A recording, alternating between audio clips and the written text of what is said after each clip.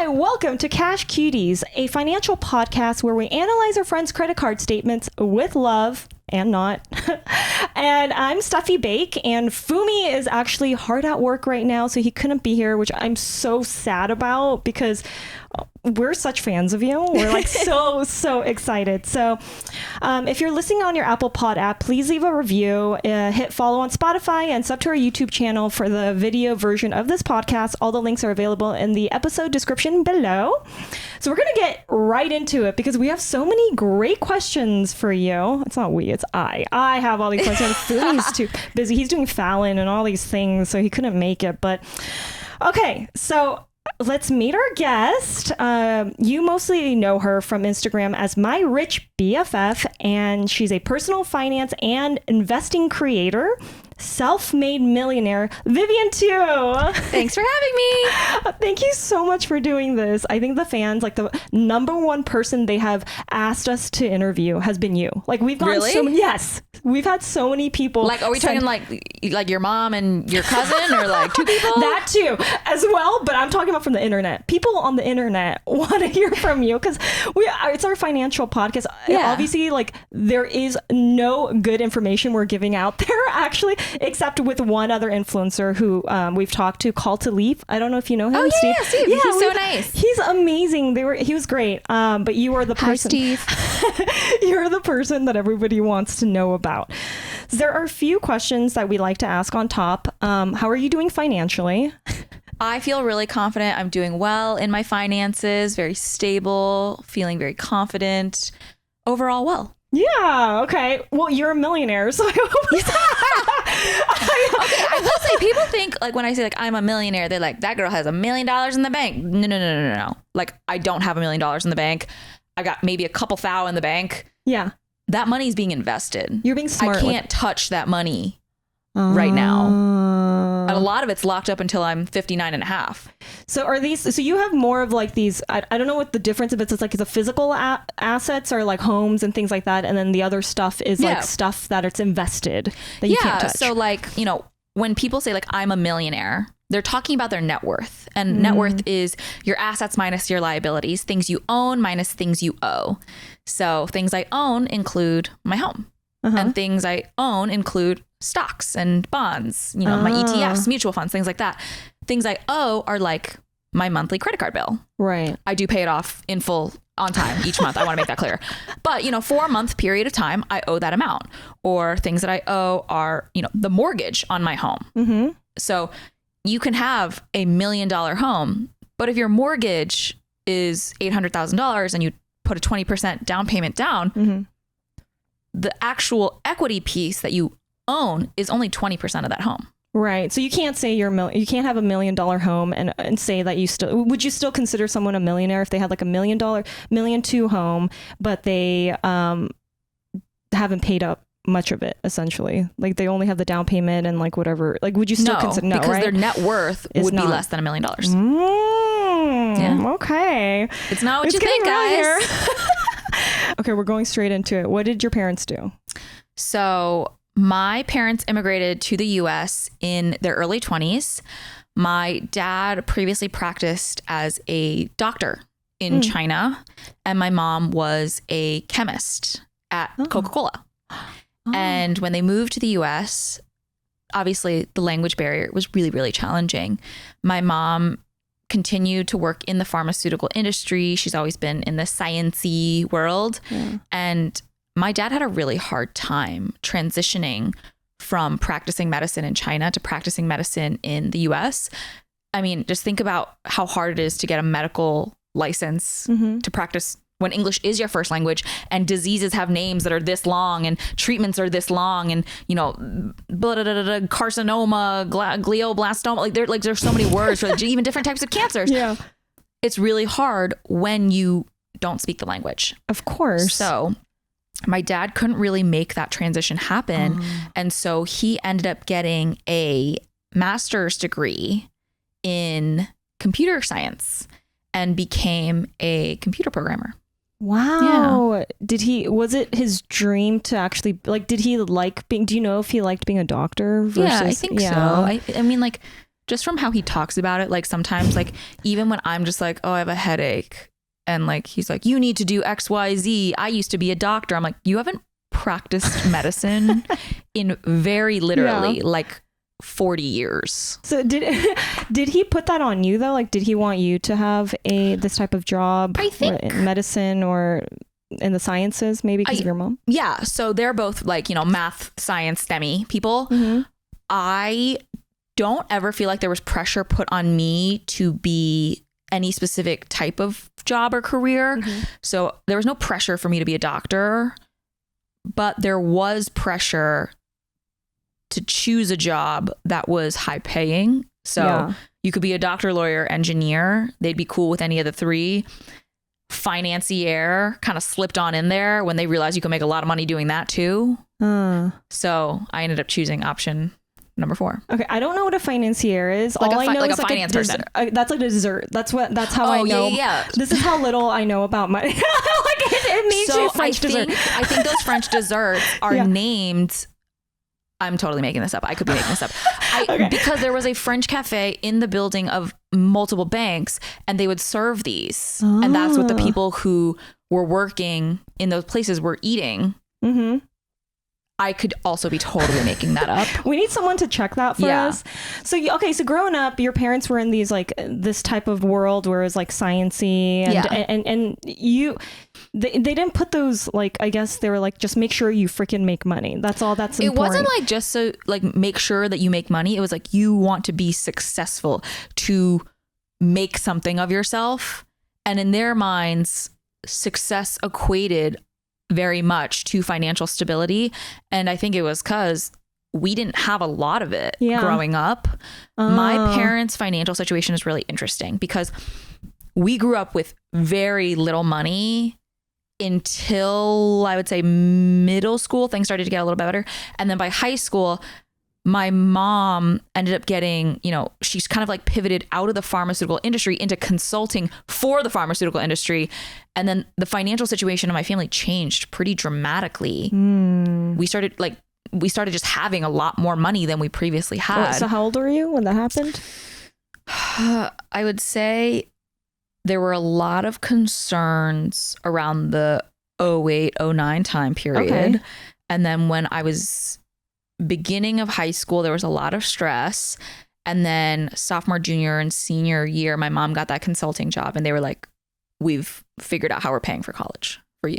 Oh, yeah. So do you remember like what, I don't know, a class or like what you thought your money situation was as a kid versus like, were you around other people who had a lot of money? Or growing up, we lived in a predominantly white neighborhood, and my parents did what a lot of Asian parents do, is they moved us into the most expensive school district in the smallest home in that district. Yeah. So for the address. Because I went to public school. So they were like, how do we get her into this school without, you know, necessarily having to pay all this much for a single family home? They do so much. There was so much mental like gymnastics that had to happen to get me into certain opportunities. And I think that's the thing I'm most thankful about my parents. It wasn't what they were able to give me. It was the opportunities they were able to give me. And that's why I feel like education, there was such a heavy emphasis placed on it, because they felt like that was my only ticket to socioeconomic mobility. I think a lot of immigrant children end up having to take care of their parents at some point. Yeah. I've had a lot of questions from fans who are asking about like, what's the best way to set up the finances so that your parents, when you become, you know, when you're like in your 30s or 40s or 50s and your parents are like the 70s, 80s, like what is the best way to take a certain amount of money that maybe we're making to pay back and help them? Like, do you think that it should be like money should go into like an account or something and let that grow? Or do you have any like tips on that? Yeah, I think there's 2 issues here. I don't know about your parents. Mine are incredibly stubborn. They feel like they are the only smart people on earth. Yeah. And I am not included in that smart people pile. Okay. Which is insane, because I feel like there was a moment, probably middle of high school, when I came to the realization that I knew more than my parents. And that I had a better understanding of the world than my parents did. And that was, I think, very hard for them to come to as well. Yeah. How did that manifest? Like, did you tell them that? Like, and I like, no, I wasn't gonna tell them that. I'd be like, I'm smarter than you. Like, my parents would not have handled that well. But like, I couldn't go to them for help anymore. And frankly, the English reading history stuff, I stopped being able to go to them after like elementary school because my parents hadn't studied that stuff. They hadn't, written 5-paragraph essays in English. They couldn't do that. But in high school, when I started taking things like calculus, and I'd be like, oh, I'm like confused about this. My dad would be like, oh, I can definitely help you with this. And then he would like look at it, he'd be like, like, I don't know about this anymore. It looks a little different than when I did it. So, I think I'm like, okay, I might be smarter than my parents. They don't teach calculus at medical school? Like, here's the thing. If like my high schooler cousin came to me now and brought me his calculus worksheet, I'd be like, ooh, I don't know. This looks a little different than when I did it. Like, those are obviously just skills that you have to practice. Yeah. I'm not saying anybody who doesn't understand how to do calculus and like integrate and differentiate is stupid. Because I certainly can't do it anymore. Yeah. But like my parents' like world's view, like my view of them had changed over time. Wow. And I feel like I've completely jumped the shark on what the original question was. Yeah. But, it's okay. For me, I knew what their intentions were and I wanted to fulfill some of that. Okay. So I was always a really good student. I think I acted out pretty frequently because I wasn't fully stimulated. Like, I knew I was smarter than some of my teachers. That's so confident of you. Probably cocky. No, it is, but it's good. But it's because I grew up in a neighborhood that was very like middle American, like, there weren't that many really competitive students. Mm-hmm. I was our high school valedictorian. And it wasn't until I got to college where I was like, oh, everyone here is smarter than me. And I had never had that feeling before. And it was such a slice of humble pie to sit next to somebody who was a better writer than me, a better person at math than me, better at science, better at literally everything. And for me to finally realize, like, you were just a medium-sized fish in a really small pond. Now you're in the ocean and there are sharks around. Mm-hmm. So does that mean you were competitive? I'm always competitive. I drink water quickly. Like, I'm competitive about everything. Oh my gosh. Is that why I feel like you have so much success? Is it a competition against, what is it? Is it a competition against yourself, or like what is right now with my business? It feels like a competition against time. I will say there's not too many financial creators. Yeah. And my relationship with pretty much all of the other financial creators out there is positive. Like, I like Call to Leap. I like all of the other people in the business. If anything, I would say we're friendly. But I think anybody who is in this industry recognizes that as a creator, you only have a certain shelf life, and that shelf life's not forever. I always compare creators to NFL players, not NBA players. You get 5, maybe 10 good years if you're Tom Brady. Like, you take one bad hit to the knee, you're done. You stop making content for a little bit, you're done. You lose the plot and start niching into a different space that doesn't work for you, you're done. Oh my God. And I'm scared right now. It's like, a little stressful. I'm not going to lie to you. Yeah, it seems like a high intense job. And I already think like you being on Wall Street sounds like, I don't know. I just think of, the movie, The Wolf of Wall Street is what you were dealing with. This is how you're dealing with content creating. And that's why you're killing. You know what I mean? Well, that's how I think I've always dealt with everything in my life. You don't look stressed. And to me, these things are high stress things in life. And I feel like you're like, kind of like, this is a part of my life. Like, maybe because you've always done it. Yeah. I think I've always been a very, very forward thinking, assertive, in some cases, aggressive person. Yeah. I don't know where it comes from. Neither of my parents are like that. But they instilled something in you. You don't think it's from them? They are absolutely not like me at all. Oh, wow. In any way. Huh. You're an only child? I'm an only child.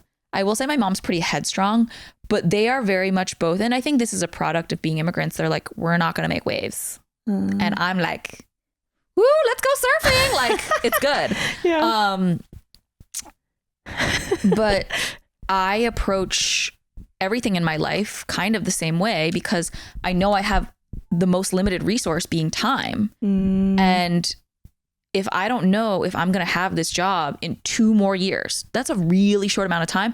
I better squeeze out every piece of content, every collab, every cool thing I can do on TV, every podcast, every book, every opportunity I have right now.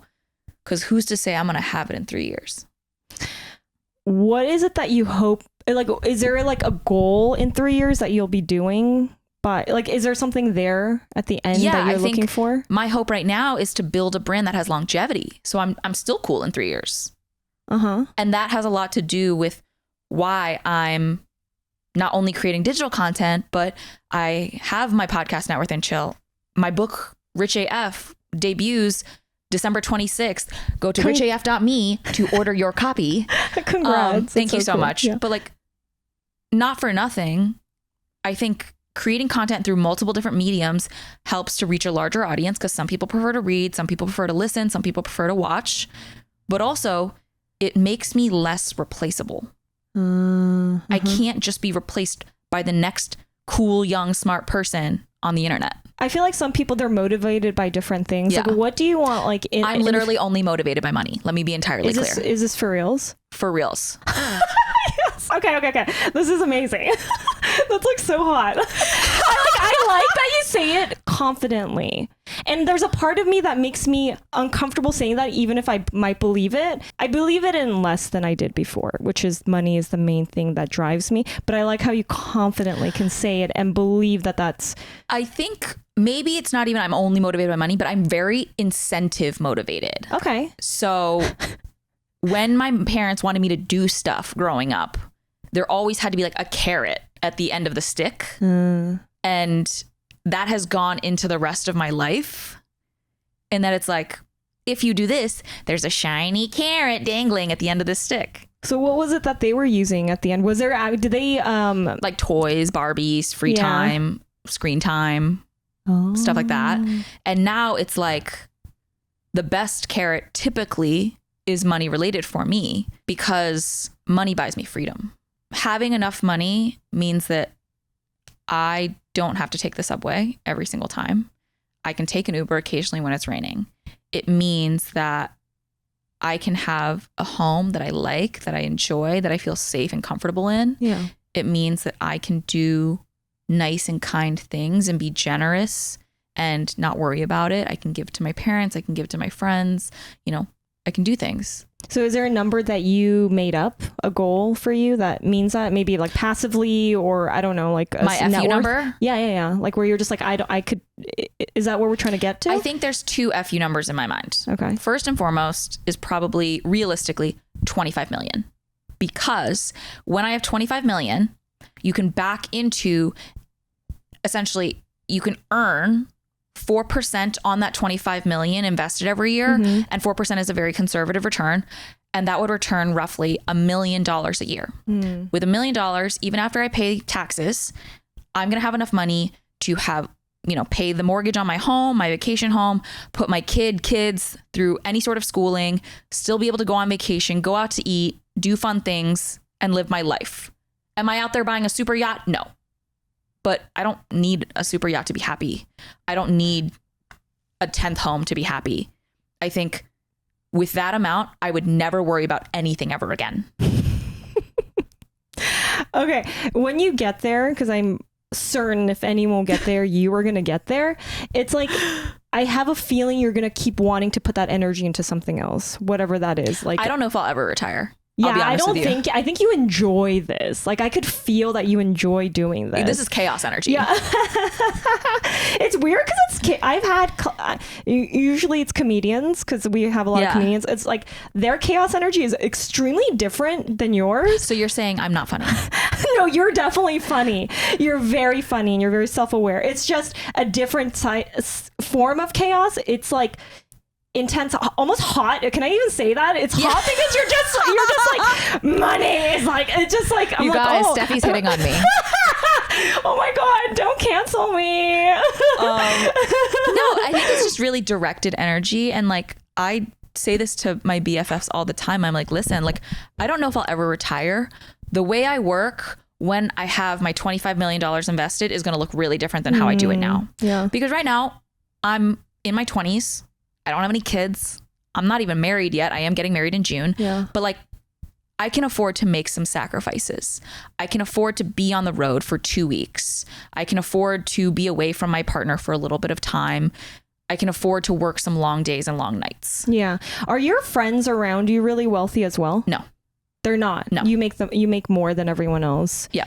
And does that affect you, or do you think of them in a different light, or do you care? Like, if a person spends their money very differently than you, or like, how does that make you feel? All of my friends from college that I'm really, really close to, they're all smarter than me. We've got a plastic surgeon. We've got an attorney. We've got a VC investor. We got a consultant, like, you know, somebody who's like people who are saving the world, people who are doing public policy stuff, like, you know, politics stuff. They all make way, way, way less than I do. But it doesn't matter because the benefit that they provide me isn't monetary. It's emotional, it's mental, it's support, it's empathy, it's compassion.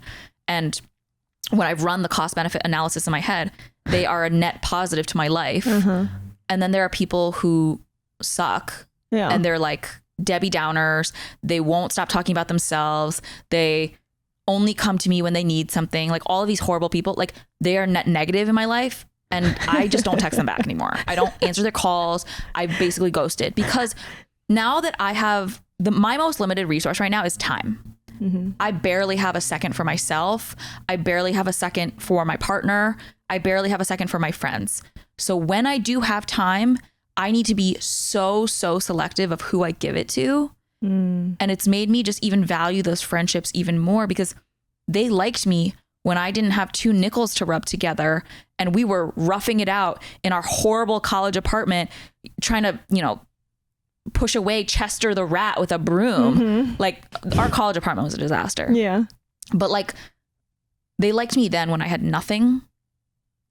So now they still like me for who I am. There's just some nice perks now because I'll pick up the dinner tab. It sounds though you do have like very successful people around you. Like they're successful in different realms. You know what it is? I only want to be friends with really funny people. And I think you have to be pretty smart to be funny. That, you know what? That is very true. Someone just told me that on a date. And they were like, oh, if you're funny, that means that you're smart. And I was like, yeah, I think so. But I've also met some really dumb, funny people. But I don't know if that's true.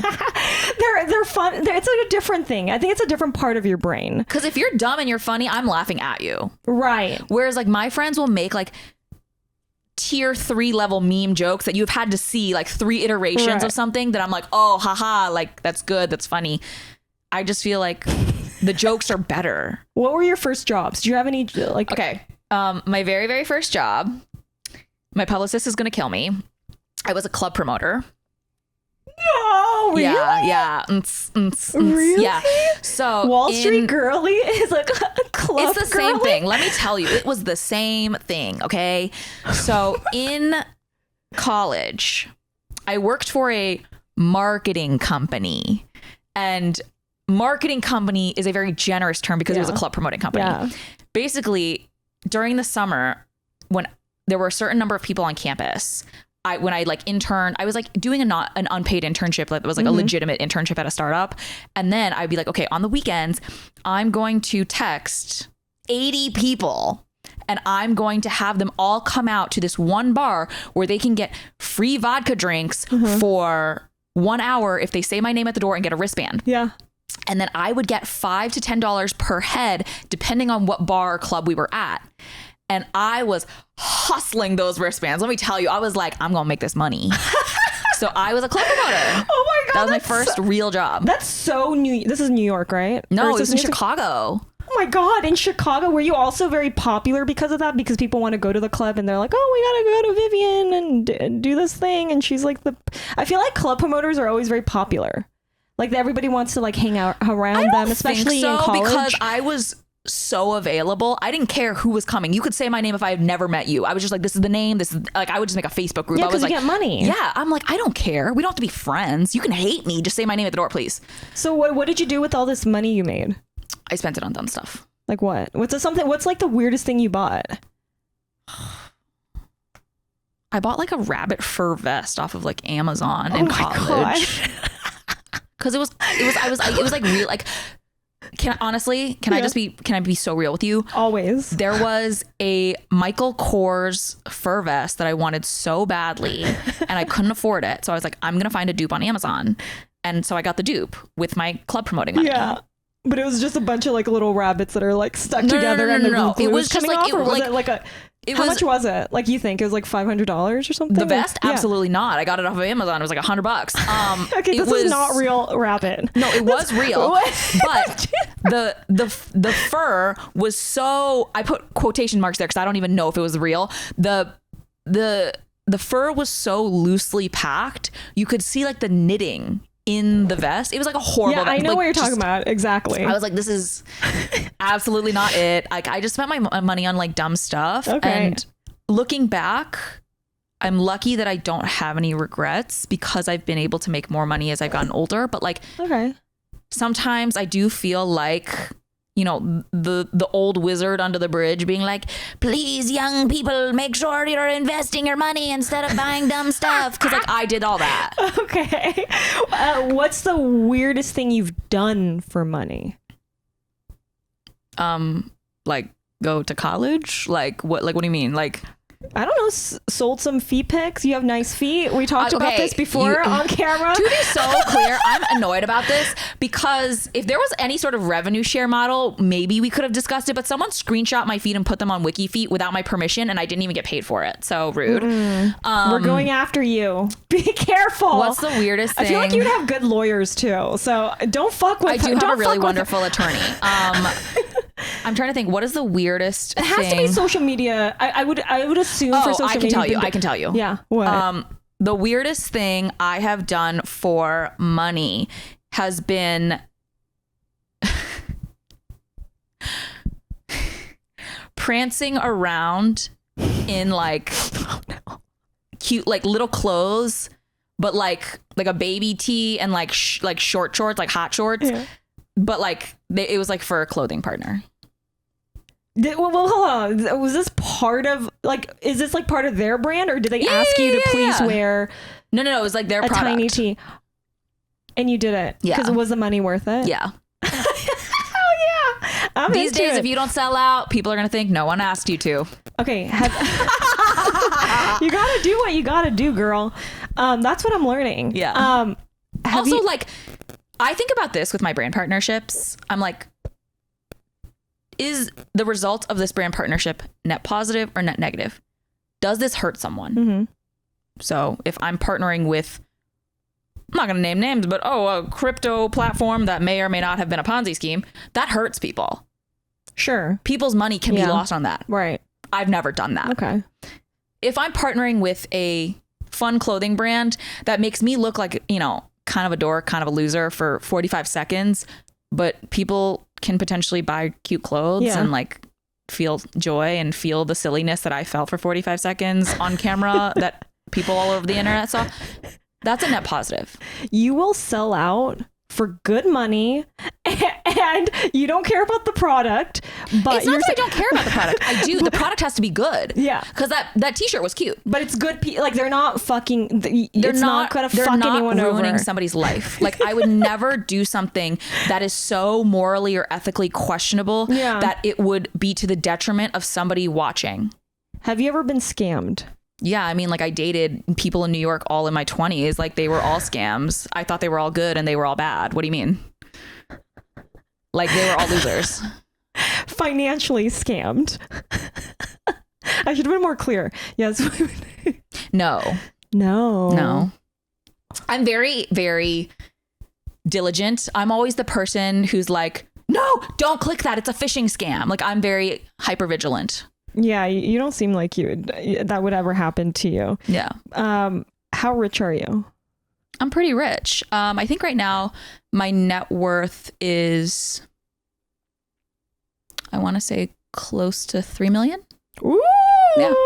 We're getting closer to the goal. We are. Again, I want to be really clear that like that money's not touchable. Of course. And it's not going to be touchable for years. But I'm You're working disciplined. hard. It's not that I have to, I'm disciplined. There are literal tax ramifications and penalties for touching that money. Right. I'm protecting me from future me. This is great. This is like really fun. Like I'm not even like close to like being done with all that. We gotta keep going here. Sorry. I am really derailing us. Okay, so me and Fumi have a few questions. Fumi has some questions, like financial questions, and we're like, you just seem like you'll have answers. He says, I have an S corporation checking out account with a lot of money in there.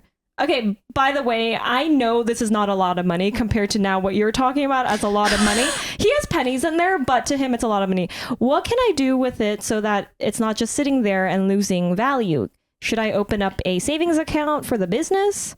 Yeah. So what you can do is chat with your bookkeeper, accountant, your business manager, and basically any money that is sitting around awaiting the tax man, you can either chuck into a high yield savings account for the business and essentially earn an interest rate on that somewhere between 4 to 5%, or you can even put it into really, really low risk investments, things like money market funds or certificates of deposit.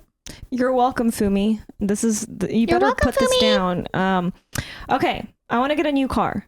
I lease No, I'm sorry. No, yes. Tell me honestly what you... Okay. Leasing. I'm leasing a Jeep right now. And I've already extended the lease and I'm paying another $100 per month. This month, I have to get a new car. I really love luxury cars and I really want to lease. Why? Because I feel hot in them. I like driving fast. I used to have... Who are you trying to impress?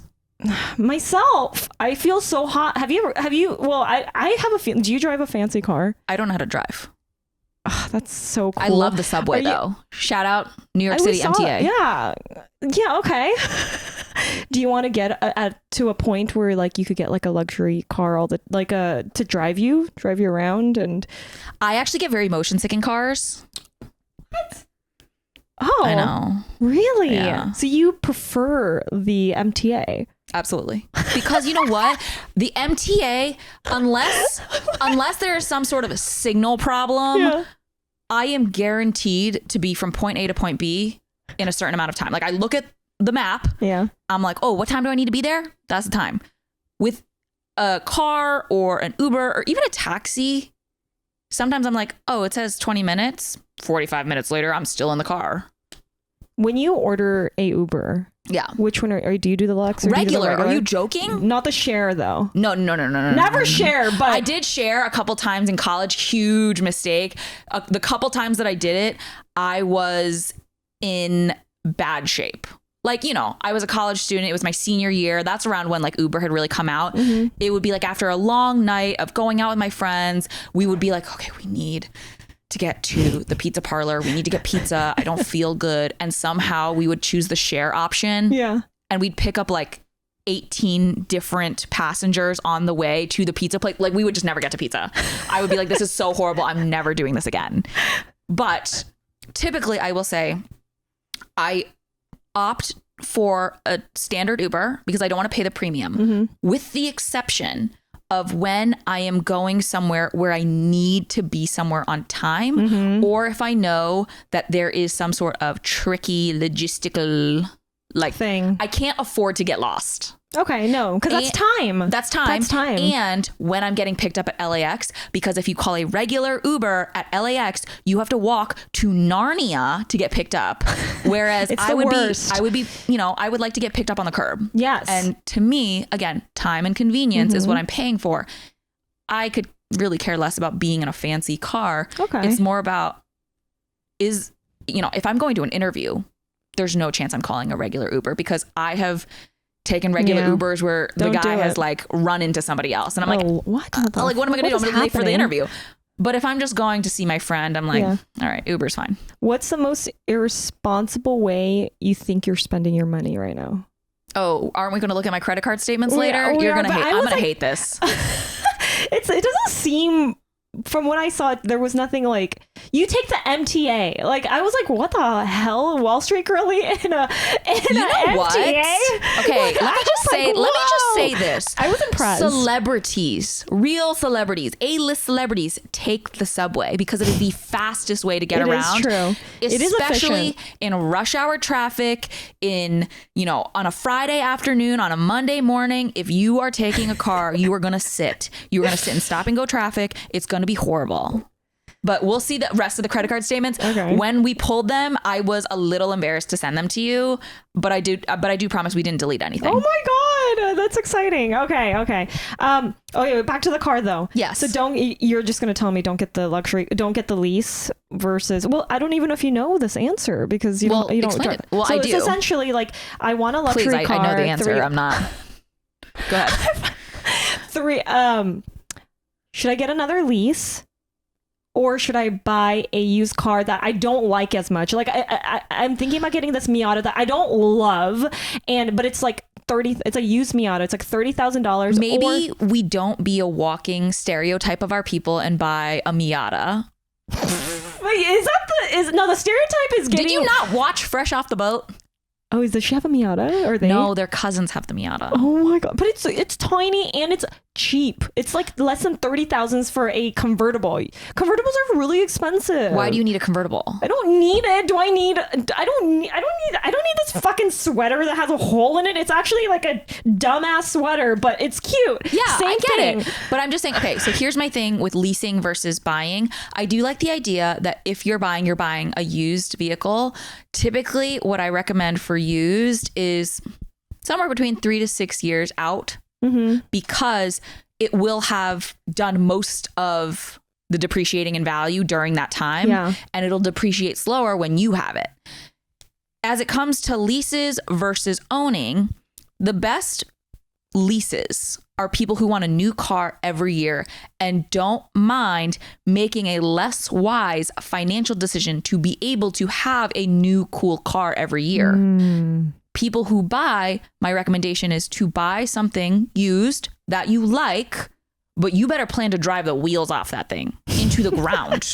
Okay? Yeah. And that is kind of the mindset that you have to think about. Yeah, and I saw on your IG about like getting a lease at the end of the month. You guys need to check out. Not getting a lease at the end of the month. If you are going to buy a car new or sometimes used. No, but also leases are the same. But also lease, yes.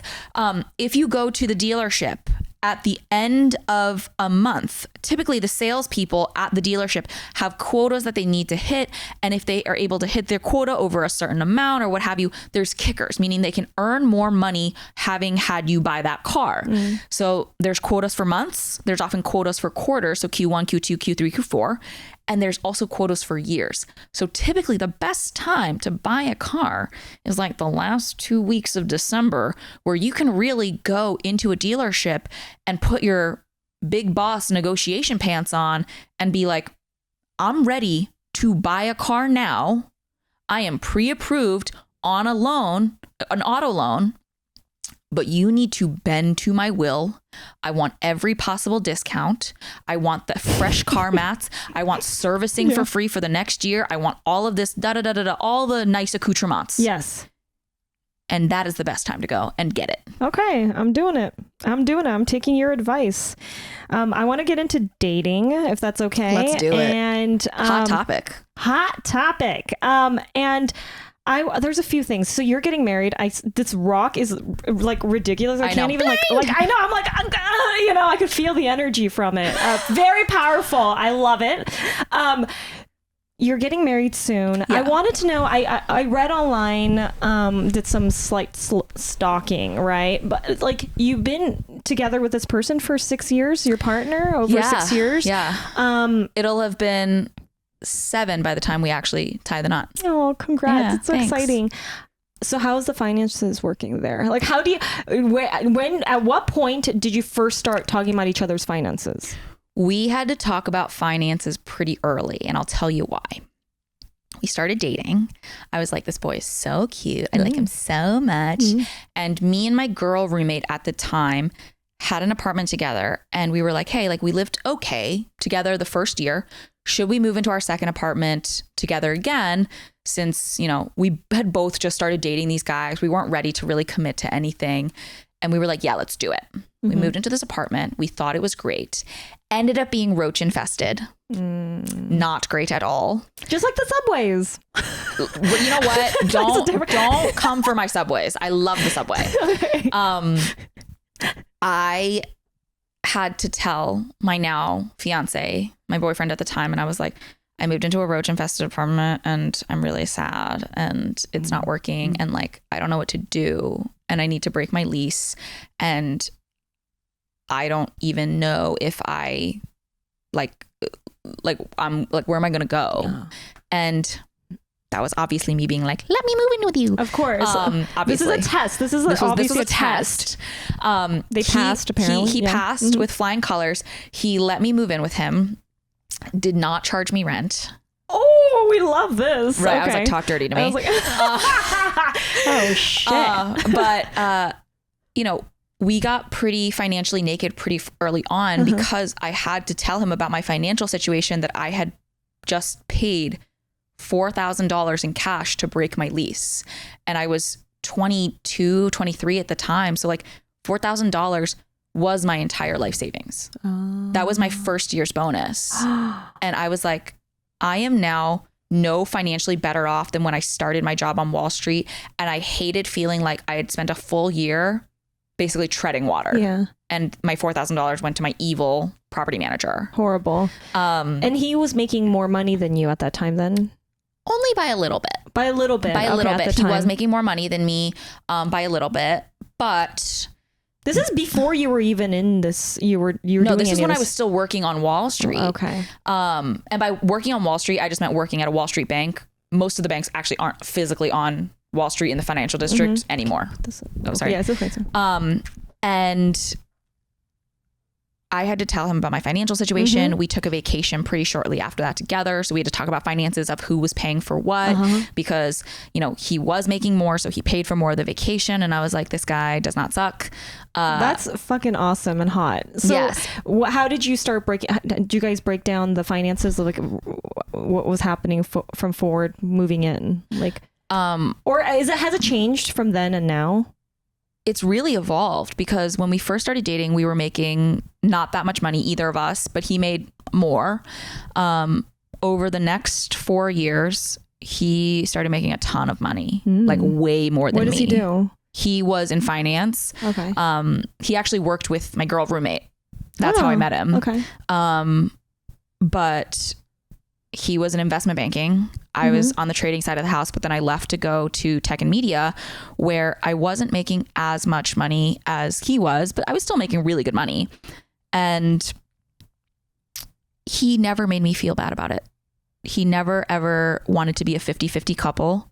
He never asked me to pay equal amounts in rent or... The way you just said equal. Well, you know what? It's so good.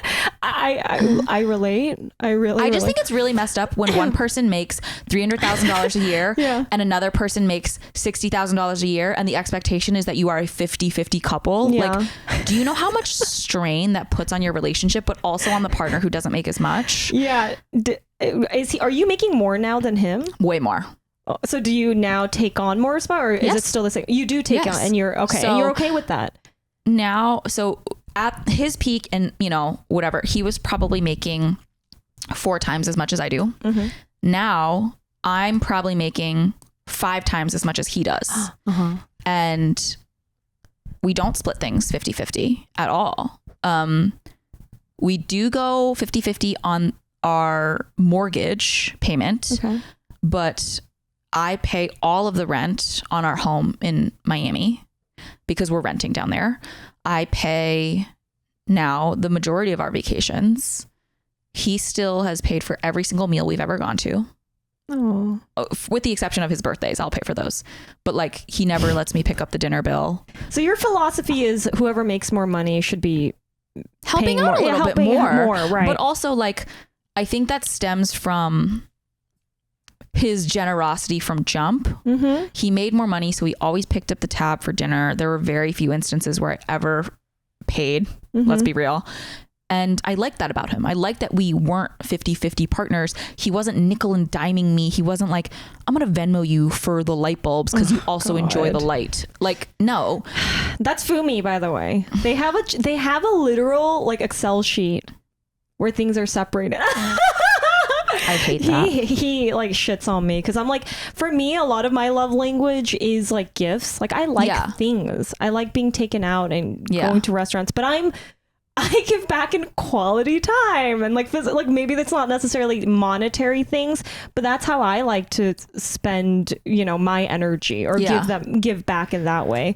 But I agree with you. Would you be like really, do you think it's gross if if you were dating somebody else and they made a lot less money than you? Does it make a difference for you? I guess it's hard to say because What do you mean? He makes a lot less money than me. Well, right now. But the thing is, like, you got to date him while both of you were at a place where you both didn't have as much. Oh, yeah. Right? You know, I think it's less about the money. I think I am always, not anymore because I'm off the market, but I have always been attracted to people who had their own thing. So like, I don't need to know exactly what you do for a living. We don't need to do the same thing. You don't have to be in finance, but like, you have to be passionate about something and you have to be good at it. Yeah.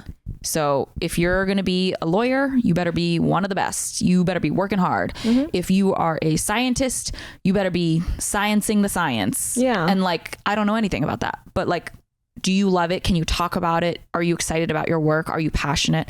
And do you have a financial plan in place to be responsible with the income you're earning? Okay. For people who are dating right now, do you feel like people should start talking about their finances off the jump? Hell yeah. Date one. Okay. What questions do you think should be like a FICO score? Listen, no. I will say a lot of people are now putting their credit scores on their Hinge profiles, which I'm like, wow, I love this. Yeah. Because you know what? Ours is good. That's why. Well, you're not dating, but I'm saying that great. Like, if I see two men, and they are identical twins, okay, and they have the exact same job, and they are equal in every way, but one of them has a credit score that starts with an 8, and one of them has a credit score that starts with a 5. I'm choosing the identical twin that has the 8 credit score, the 800 something, because it's important. So we're going into the finances, and you graciously sent us 3 months worth of my credit card statements. And shame. Okay. Do you watch this very carefully? Do you know how much money you've been spending and what you're spending your money on? I don't look at the number figure as much as I do just individual line items, because I go through my credit card statement every single month to make sure that there's no erroneous charges. Okay. Yeah. Do you know, we like to we like to analyze people's like cuisine, what kind of food they're eating the most. Do you know how much you spent on American food? Which is your top spent amount in category between American, Mexican, Japanese, Korean, Mediterranean. This is your top. What do you think it is? A month? No, for the whole 3 months. Okay, we're $1,200. 12. What kind? American food? Yeah. Okay, $13.26. I was close. That's not too bad for the amount of money I feel like you make. Yeah, no, not at all. No, I don't feel bad about that. No. Okay, do you want to guess what your second most ate category is? Is Asian lumped all together or no? No. Because I order a lot of Thai food, a lot of Japanese food, and a lot of Chinese food. But do you? What? You have Mexican second. That's not true. You spent $574. On what? On Mexican food for the last 3 months. I don't believe that. There was a miscategorization. Really? There had to have been, because I only get Mexican food from like 3 places, and those are my spots. But the Mexican food in New York is not that good. Oh, you know what? One of those months I might have been in Miami, in which case I do order a lot of Mexican food. You know what? I mean, I do see you go to this a taqueria. You've been to this one place 3 Bodega, times. Yeah. That one I see. It's embarrassing. It might also be you went to a restaurant and you paid for many people within. That's what it was. Right? My girlfriends were visiting in town. I covered the whole bill. Wow, so good. Okay, hold on. Let's go back to it. Asian food. Okay, Japanese food came in 3rd. You spent $250 within the last 3 months. I don't think that feels low. That feels pretty low, especially if you're eating sushi, which I'm assuming that's what it is. All the time. But you know what? I get it from like 3 places and they're pretty budget. Because I'm afraid of nothing. Oh my God. Let me look at your, you've gone to the MTA, or you used like your, my credit card for the train. Card 27 times in the last 3 months. So this is like your main, now I know for sure. This is like the main way that is you my get main around. mode of transport. I'm not lying when I say I take the subway. Your rich BFF, your favorite Wall Street girly takes the subway. 45% out of the total of what you sent me on those credit cards, 45% of it accounts to going to restaurants. I'm not surprised by that at all, actually. 37% next is travels. I'm not surprised by that actually. And then 10% goes to health and wellness. Because I think you are working out somewhere. You know what it is? My annual membership for my Pilates studio got charged on one of these months. So it's giving you an inflated number, but that number should actually be distributed across 12 months. Uh-huh. So it works out to be like roughly $200 a month for the studio. You're pretty good. I feel like you really know your finances. Yeah, because I don't like to know. There's no surprise charges. Yeah. Like there shouldn't be. I know what I'm spending my money on because I'm really deliberate about it.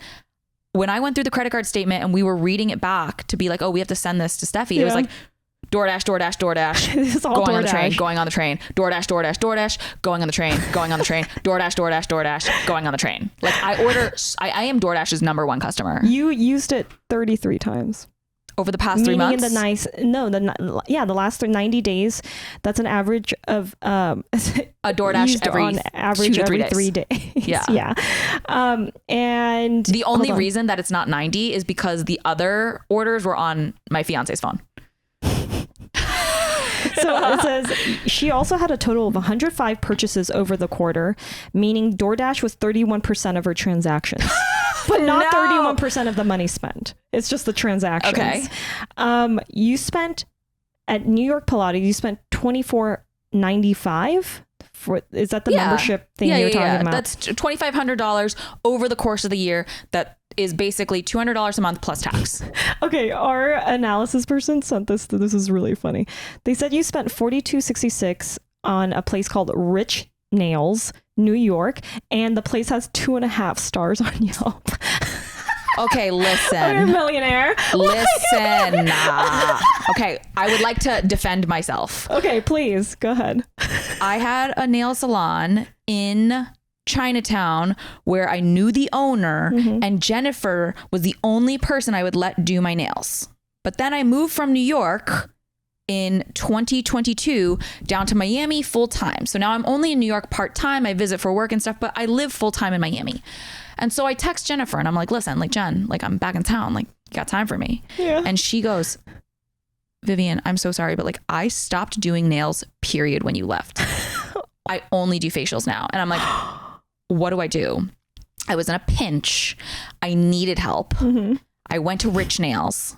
I'm not saying it was good, but it did the job. You had to. I was in a bad place. Sorry, I know we're really cutting it on time. Yeah. Okay. I guess we should wrap it up. I mean, there's like literally, oh gosh. Can I say one more thing real quick? What time is it? Yeah. Can you just text Mickey and tell her I'm going to be 10 minutes late?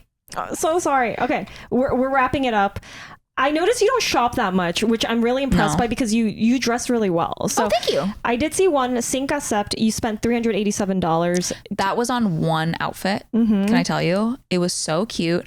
I saw it on a girl that I'm friends with. Yeah. And I have never sent someone a DM so fast. I was like, link me now. You needed it. I needed it. Okay. So you do impulse purchases when it's It something it wasn't an impulse because I had been looking for an interview outfit that looked just like that and it fit perfect. I love it. And you're going to reuse it. Oh, all the time. I've already reused it a couple times. Wow. Okay. Yeah. Cool. Okay. Thank you so much. That was really fun. And you're so freaking smart and awesome and such a boss. I love it. Cash Cuties, please plug. I know you have a book coming out. That's really, really exciting. Tell them where they can find you. Yeah, I am your rich BFF across social media. And I would love it if you read up on my future book, Rich AF. You can get your own copy at richaf.me. This book is going to change your life. It is going to be your roadmap for money. I loved writing it. I hope you love reading it. And also, if you want to listen to my podcast, you can find Net Worth and Chill wherever you listen. And you can find me at Steffie Baik or Baked Goods on my Instagram, and find us on Cash Cuties Pod. You can listen to us on Apple, Spotify, everywhere. And tune in till next time. Until then, make sure to spend your money wisely, or don't. Have fun. Bye.